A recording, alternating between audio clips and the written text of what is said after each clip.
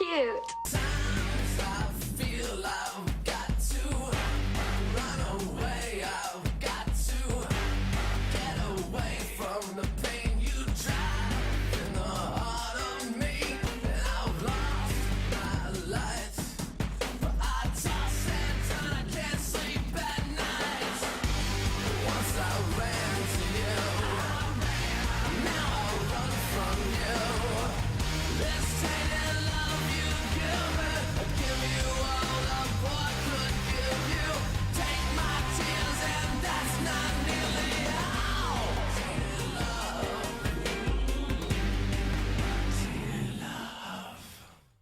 So back in 2015, I did an event called Very Craven Christmas.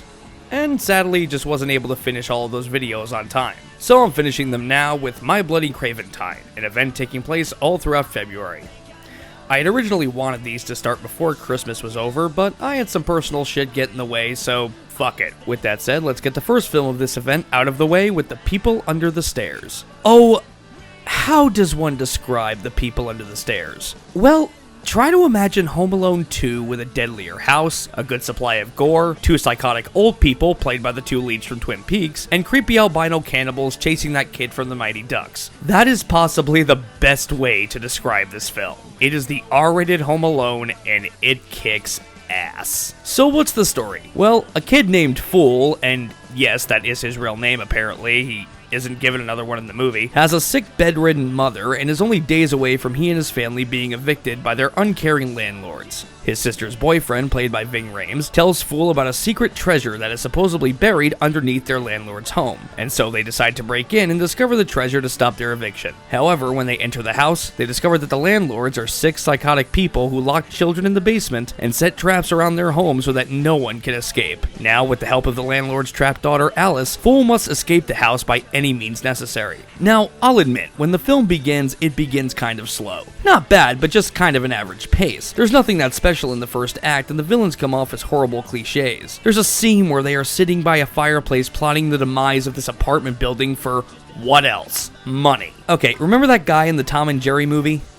We've got to have money. Yeah, that's all I could think of watching that scene. However, when they actually enter the house and you see how psychotic these people are, the film's pace takes about 20 Red Bulls and darts its ass forward in the best possible ways. It goes from being a simple, average-type movie to a balls-to-the-wall survival flick. The film actually manages to do something with this house that I wasn't expecting it to do. The house is, in and of itself, a character. It's constantly changing with each trap and becomes harder for the main character to navigate through, so much to the point that he needs help at a few points. And while it's mostly the two villains springing the traps, the house is so intricate that it immerses the viewer in it. After a while, I actually forgot about the villains springing the traps. I was actually more invested in the house itself. That's a pretty big accomplishment, and I applaud the design team for this. The design of this place is flawless. It's so well constructed. However, I do have to say that's kind of a flaw with the movie. While the people under the stairs do play a big role in the film, they aren't really the main focus of it. In fact, I think they have the least focus of anything in the film. They're still fine, but the movie is called The People Under the Stairs, and yet less attention is put on them than anything else in the movie. The house, the villains, and the lead character are given the most focus. And that's not a bad thing per se, these things are still interesting, but more of the actual people under the stairs would have been nice. But to his credit, maybe that's all Craven needed. The film is great on its own, and I wouldn't be complaining about that at all if it weren't for the title. How's the acting? Actually pretty good. Brandon Quinton Adams as Fool is pretty much just playing the same angsty kid he would later play in the Mighty Ducks, and I'm okay with that. He's a fun lead character with real problems and an actual goal that you want to see him accomplish. There's a lot of dramatic weight to this movie that I wasn't expecting in terms of the characters. Ving Rhames is funny as Leroy, as you would probably expect from a young Ving Rhames, and AJ Langer does a great job playing Alice, the child who's been trapped with her two psychotic parents for years. You saying never? Can't get out. No one ever has. Well, I'm gonna get out. I'm a whole other thing. People have tried. You mean the people in the cellar? Speaking of which, the absolute highlights of this film are the psychotic landlords, played by Twin Peaks veterans Wendy Robbie and Everett McGill. These two actors are hamming it up and having a ball with their performances. They are evil, they are psychotic, they are funny, they have a ton of charisma, and they devour every scene they're in. I can't say enough good things about these two actors. This movie was already fun, they made it a blast. Some niggas robbed the store. Again? May they burn in hell. Very tense from this. You have one of your headaches? Ooh.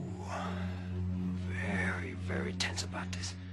Alice has been bad. She's been feeding that thing between the walls again. Oh. Remember not to bruise her face. Overall, as far as Wes Craven films go, The People Under the Stairs is one of my personal faves. Despite a few issues, it manages to overcome all of them by having characters we care about, characters we love to hate, and a house so incredibly badass only Wes Craven could have dreamed it up. In the end, I'm giving The People Under the Stairs an A-. So if you haven't witnessed this movie for yourself, seek it out and see what you've been missing. Actually, your mother's one sick mother, too.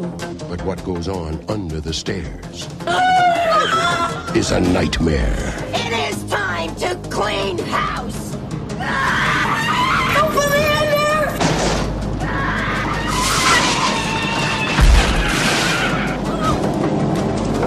Let's go!